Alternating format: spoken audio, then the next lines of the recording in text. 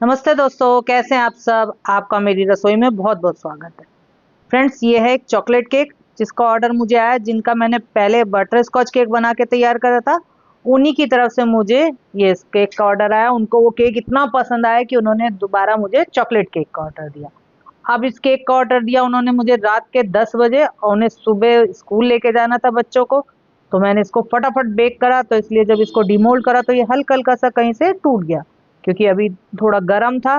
तो उसको लेकिन मैं बाद में ठीक करके लगा लूंगी। ऐसा कुछ नहीं है कि अगर ये टूट गया तो खराब हो जाएगा मेरा केक।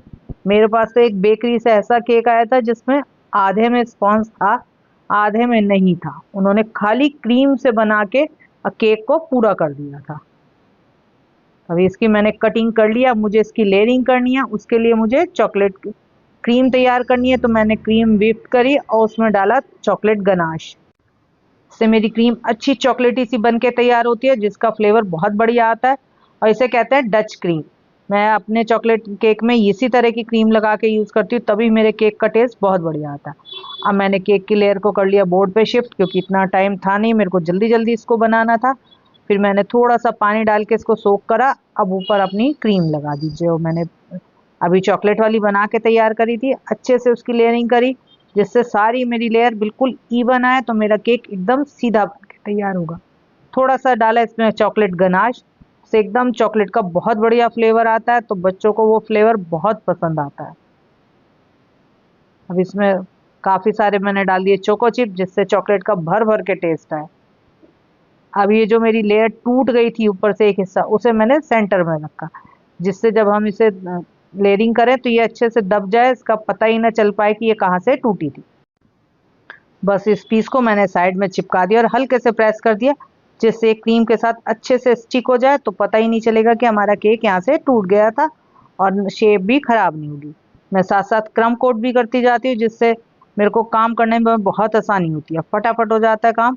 अब तीनों लेयर लगाने के बाद ऊपर की लेयर पे हल्की सी क्रीम लगा के मैंने इसको क्रम कोट कर लिया, और जितनी ये एक्स्ट्रा क्रीम थी सबको मैंने एक स्क्रैपर से लेकर बाहर उतार दिया। इससे ये क्रीम के जो क्रम्स होते हैं वो मेन आइसिंग वाली क्रीम में मिक्स नहीं होते हैं।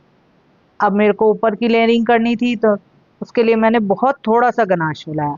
बहुत हल्के से रंग की मुझे क्रीम बना के तैयार करनी थी, क्योंकि फिर दोनों क्रीम का डिफरेंस अलग दिखाई देगा। जब कटिंग होगी तो पता चलेगा कि एक लाइट है एक डार्क है, वो बहुत अच्छा सा इफेक्ट देती है। तो इसलिए मैंने इसको पाइपिंग बैग में भर के क्रीम को बनाने के बाद और इसको पूरे केक पे अच्छे से अप्लाई कर दिया। पाइपिंग बैग का बिल्कुल छोटा सा केक काटा, जिससे एक्स्ट्रा क्रीम बिल्कुल भी ना जाए। हल्की हल्की सी क्रीम लगे, वही खाने में अच्छी लगती है। ज़्यादा बहुत ज़्यादा अब कोई पसंद नहीं करता है, तो इसलिए बहुत हल्की सी क्रीम लगाई। फिर इसको सबको नाइफ से स्मच कर लिया, कि सारे जितने जब लेयरिंग कर रहे थे तो जो इसमें मार्क्स आए थे वो सारे दब जाए। फिर एक स्क्रैपर को आप देखो, बिल्कुल मैंने कोने में से पकड़ रखा है। अब इतना कोने में से पकड़ते हैं कि इस पे आप कितना भी प्रेशर लगा लो, आपका ज़्यादा प्रेशर लगेगा ही नहीं। बहुत लाइट हैंड से काम होगा। अब एक बार स्क्रैपर घुमाने के बाद इसने देखा कि कहीं कोई छेद तो नहीं है, कहीं से क्रीम छूट तो नहीं गई है, तो नाइफ से दोबारा लगा दिया। ऊपर जो स्क्रैपर चलाने से ऊपर क्रीम एक्स्ट्रा आ जाती है, उसे धीरे धीरे करके हटा लिया। यहाँ पे भी आपको अपने नाइफ को एकदम सीधा रखना होता है। फिर दोबारा एक बार स्क्रैपर चला दिया, बिल्कुल पीछे से पकड़ कर। तो अब हमारी केक की अच्छे से साइड वॉल की फिनिशिंग हो गई। एक बार चेक कर लिया कि कहीं से ख़राब तो नहीं हो रही है फिनिशिंग। अगर कहीं से ख़राब हो रही है तो उसे नाइफ से दोबारा कर ले।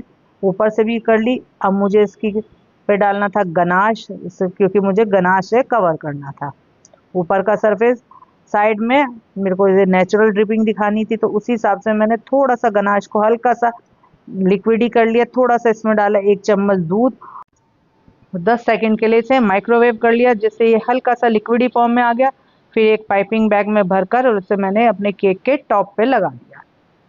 हल्का सा इतना एक्स्ट्रा लगाएंगे कि जब हम इसे शेक करें ये अपने आप ही नीचे ये नेचुरली गिर जाए। वो देखने में बहुत सुंदर सा डिज़ाइन लगता है। तो बिल्कुल चारों तरफ से कवर करने के बाद मैं केक को हल्का हल्का सा टैप करूँगी।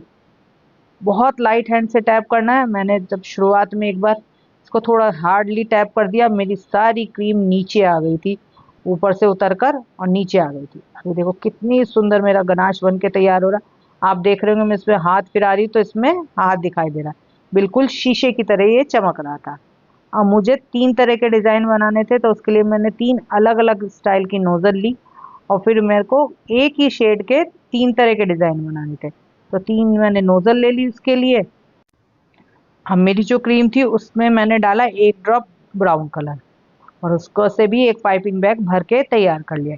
एक नोज़ल लगाई कोई से भी रैंडमली और उससे मैंने एक पाइपिंग बैग भर के तैयार कर लिया। फिर जो मेरी क्रीम बची उसमें मैंने 2 ड्रॉप और ब्राउन कलर का डाल दिया। थोड़ी सी मुझे इसमें डार्क शेड बनाना था, तो उसे भी अच्छे से मिक्स करने के बाद एक पाइपिंग बैग उससे भी मैंने भर के तैयार कर लिया। अब जो बस लास्ट वाली थी उसमें मैंने 2-3 ड्रॉप डाली, जिससे काफ़ी डार्क वाली शेड तैयार हो गई और फिर M1 नोज़ल से उसको भर के मैंने तैयार कर लिया। फिर सबसे डार्क वाली जो क्रीम थी उससे बनाए मैंने ये 3 रोजेट साइड वॉल पे इसके। जब ये रोजेट बन के तैयार हो गए तो मैंने दूसरी कलर की क्रीम ली, उससे हल्के हल्के से ड्रॉप बनाते हुए कहीं 3 कहीं 4 ऐसे मैंने डिज़ाइन बना ली। बहुत छोटे छोटे से ड्रॉप बनाए, बस उन्हें हल्का सा प्रेस करा और ऊपर को खींच लिए, तो ये ड्रॉप बन के मेरे तैयार हो गए। अब देखो आप इसी में केक का डिज़ाइन बिल्कुल पूरा लग रहा है और बहुत खूबसूरत बन के तैयार हुआ।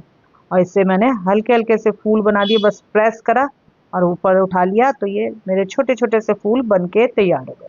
पूरा केक इससे डिज़ाइनिंग भी अच्छी हो गई और बन भी बहुत जल्दी गया। फटाफट मेरे सारा डिज़ाइन पूरा हो गया। अब मैंने इस पे डाले थोड़े से स्प्रिंकलर, बीच में डाले गोल्डन, साइडों में डाले गोल्डन और वाइट। थोड़ा थोड़ा स्प्रिंकलर डालते ही केक में एकदम जान आ जाती है। अब मेरे केक का ऊपर का डिज़ाइन पूरा हो गया था। नीचे जो एक्स्ट्रा गनाश आई हुई थी, जब ये फ्रिज में रखने के बाद हटाओ तो इजीली हट जाती है। बस एक नाइफ लेकर मैंने उसे हटा लिया। अब इसके साइड का अच्छे से क्लीन करना था, तो उसके लिए मैंने थोड़े थोड़े चोको चिप लिया और साइड में एक एक करके लगाती गई। उससे मेरा जो साइड की थी बहुत एकदम क्लीन लुक आ गया इसका। ऐसे मैंने अपना केक बना के तैयार करा। अगर आपको ये वीडियो पसंद आई हो तो इसे लाइक करें, शेयर करें और मुझे ज़रूर बताएं कि आपका केक कैसा